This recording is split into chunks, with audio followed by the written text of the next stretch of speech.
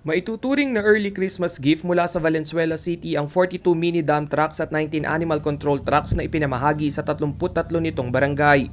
Ipinagkaloob ang mga naturang sasakyan sa ilalim ng Win Servicio Trucks program ni Senator Win Gatchalian. Malaking tulong umano ang mga truck para sa iba't ibang aktibidad at proyekto sa syudad. Gagamitin ito bilang pangkolekta ng basura at paglalagyan din ng mga mahuhuling stray animals gaya ng aso at pusa. Yung mini dump truck, alam natin importante yan sa mga barangay kasi multi-purpose yan magagamit nyo sa tent.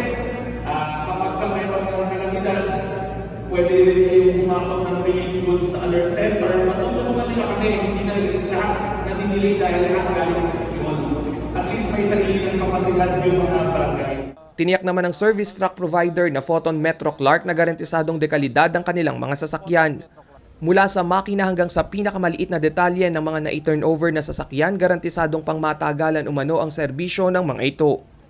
Tinatawag din itong multi-purpose vehicle dahil pwede din itong gamitin sa mga pang-deliver ng mga relief goods, and then pwede rin sa mga tao, pwede rin natin isakay yung mga government employees dito. Dahil sa unti-unting pagbangon ng ekonomiya mula sa dagok na dulot ng COVID-19 pandemic, naniniwala ang Photon Metro Clark na isang transportasyon sa magiging tulay upang maging posible ang economic recovery ng bawat lugar. Bukas umano ang kanilang tanggapan para sa iba pang local government unit sa bansa upang makapagbigay ng kaparehong service vehicle assistance na kanilang naipaabot sa lungsod ng Valenzuela.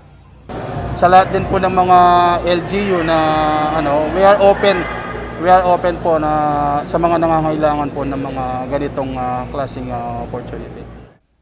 Ang Photon Metro Clark ay pag-aari ng Laos Group of Companies na siyang may-ari sa CLTV 36. Rainiel Pawid, CLTV News.